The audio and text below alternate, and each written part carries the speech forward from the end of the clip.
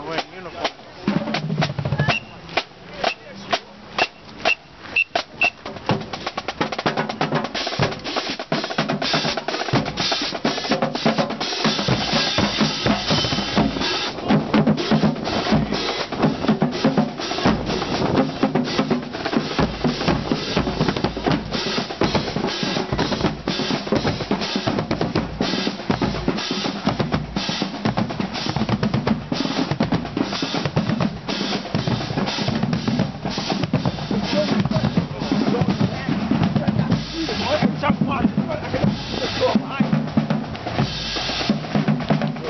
Good afternoon. We're at the Increase the Peace March organized by East New York Urban Youth Corps and the 75th Precinct. What is your name, sir? I know you are Mr. Winchester Key, the CEO and the founder of East New York Urban Youth Corps. What is today about? Today is about a commitment and a mandate for community policing and the partnership between the community and the 75th Precinct. What are some of our objectives given the fact that New York right now is at a sensitive moment, critical moment, with its relationship with the mayor and all of the precincts? I think that you're the first march that I know of where you've taken the first step forward with a partnership with the 75th to actually show that it's possible to start an initiative. The question is, how did you get this going, since everyone else is just having panel discussions, about what we should do? Well, we had several marches throughout the country, and they was upset about police brutality and the way they was treating the minorities. And we always talk about community policing, but all we did was talk. No one's thought of making a mandate that we have that with the police department and the community not have a vehicle that they can address the issues on a day-to-day basis. And we have a lot of things that we can share together. We have, for example, the Civilian Academy. That's set up by the police department where people can go in and adults can go in and they can see the training that the cops and what cops go through during the training period. And we also have a ride-along program where the people in the community can go to the precinct and they can ride along with the cops every day and see what's going on from inside the vehicle and so they can see exactly what the cops go through every day. So those type of things we're trying to mandate that we can close the bridge and the gap, especially with the youth. The youth have no real vehicle or communication with the police department. So as a result, we've set up a youth community board that will be set up and ran by the youth, and the youth will be in charge with an advisory board to advise them and try to set the mechanism of how they're going to go forward. And we're going to ask the community affairs to the New York City Police Department to be a part of that youth committee board to enhance that they have a direct line with the police department and the youth has a vehicle to address the issues with the police directly. You lead the East New York Urban Youth Corps. How long has East New York Urban Youth Corps had a relationship with the 75th Precinct? All for the last 15 to 20 years. Sometimes East New York is often cited for having a gang violence here. Has there ever been a relationship between East New York Urban Youth Corps or a sit down with the 75th to solve problems? We had several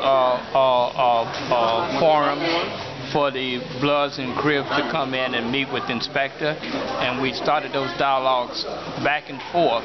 But what happens in a community like ours, if there's not an economic agenda and the youth have something to do or have jobs, it really is not effective as it should be because they don't see no future. So we have them, but they stop and they start, but it's not working because they're looking for an economic agenda as well. What's the very next step for this after this Increase the Peace March today? The first step is to meet with the youth and put forth an economic agenda for the community. How can we contact you, sir? You can contact me by telephone number 347-770-9601. Repeat, 347-770-9601. Thank you so much, Mr. Key. And thank you very much. Many years, it goes on all across the country, and it is, you know, a part of policing that when it's done right, it's extremely important. Obviously, you know, over the years, it got to be something that was done too much. I think the police department has acknowledged that.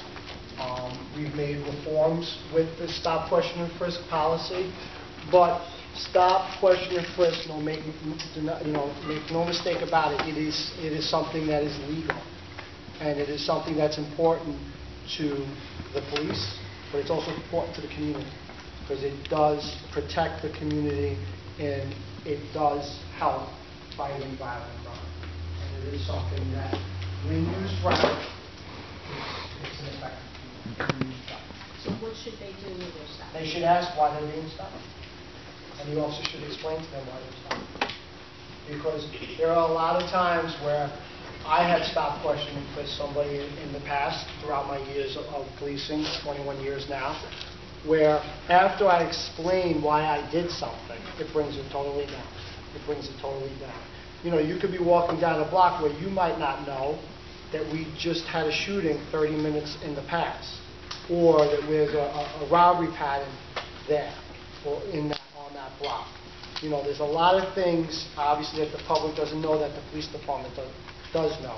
So you should ask why you're getting stopped, listen to the officer, and then, you know, you can make your decision in your mind if you think you were appropriately stopped. Where the overhead command, which is my patrol bar, sends me 40 additional officers every single day. Well, I should say, working about 25 officers every day that are in another impact zone.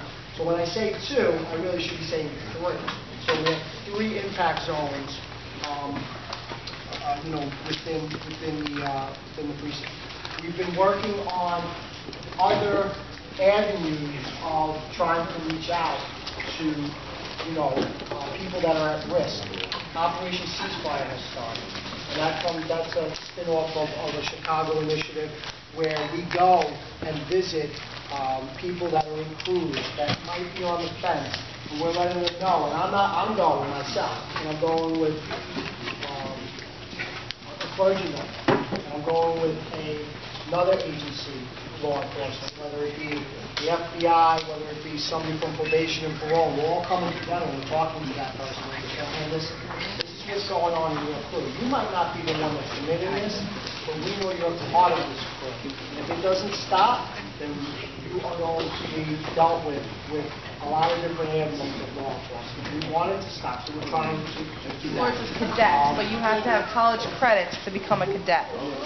And cadets is basically your stepping stone into NYPD. So instead of having to take the test to get into NYPD, you're going to take a promotional exam and get into Dialogue NYPD. with the youth of the community and the community at large, okay? I'm going to take Carol with me. All right. Every time bring her and MJ too. Don't leave MJ behind. MJ goes wherever I go. Where you go. So listen, one more time, Inspector, we thank you. Thank you. We can do better than that.